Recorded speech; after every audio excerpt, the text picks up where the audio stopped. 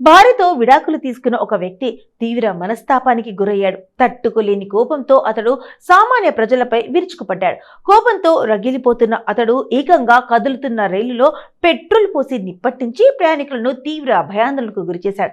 ఈ షాకింగ్ ఘటన south కొరియాలోని soul నగరంలో మే 31న చోటు చేసుకుంది. ఆలస్యంగా వెలుగులోకి వచ్చిన ఈ సంఘటన దృశ్యాలు ప్రస్తుతం సోషల్ మీడియాలో వైరల్ గా మారి చక్కర్లు కొడుతున్నాయి. వివరాల్లోకి వెళ్తే సౌత్ కొరియాలోని సోల్ నగరానికి చెందిన 67 ఏళ్ల వాన్ అనే వ్యక్తి తన భార్యతో విడాకులు తీసుకున్నాడు. ఈ క్రమంలోనే మే 31న అతడు సోల్ సబ్వే లైన్ 5/5లో పెట్రోల్ బాటిల్ తో రైలెక్కాడు. రైలు బయలుదేరిన వేగంగా ముందుకెళ్తుండగానే ఒక్కసారిగా వెంట తెచ్చుకున్న పెట్రోల్ రైలులో పోసి నిప్పంటించాడు.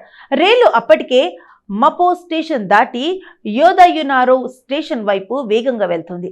రైల్లో జరిగిన ఈ షాకింగ్ ఘటనతో ప్రయాణికులు తీవ్ర భయాందోళనకు గురయ్యారు. రైలు బోగిల్లో ప్రాణభయంతో పరుగులు తీశారు. తలుపుల్ని తన్నుకుంటూ బయటపడే ప్రయత్నం చేశారు. ఈ ఘటనలో 6గురికి మంటలతో గాయాలు కాగా మరికొంతమంది పొగ వలన అస్వస్థతకు గురైనట్టుగా తెలుస్తుంది. ఇందుకు సంబంధించిన దృశ్యాలు రైల్లోని సీసీటీవీలో రికార్డ్ అవ్వడంతో ప్రస్తుతం వైరల్ గా మారాయి. వీడియోలో ఒక వ్యక్తి కొంత ద్రవాన్ని పోసి మెట్రో రైలుకు నిప్పట్టిస్తున్నట్లు కనిపిస్తుంది. సుమారు 160 నుంచి 400 మంది ప్రయాణికులున్న ఈ ట్రైన్ లో ఎలాంటి ప్రాణ నష్టం జరగకపోవడంతో అంతా ఊపిరి పీల్చుకున్నారు. ఇది నిజంగా అదృష్టంగా భావించారు. ఈ ఘటనపై పోలీసులు కేసు నమోదు చేసి వాన్ ను అదుపులోకి తీసుకున్నారు.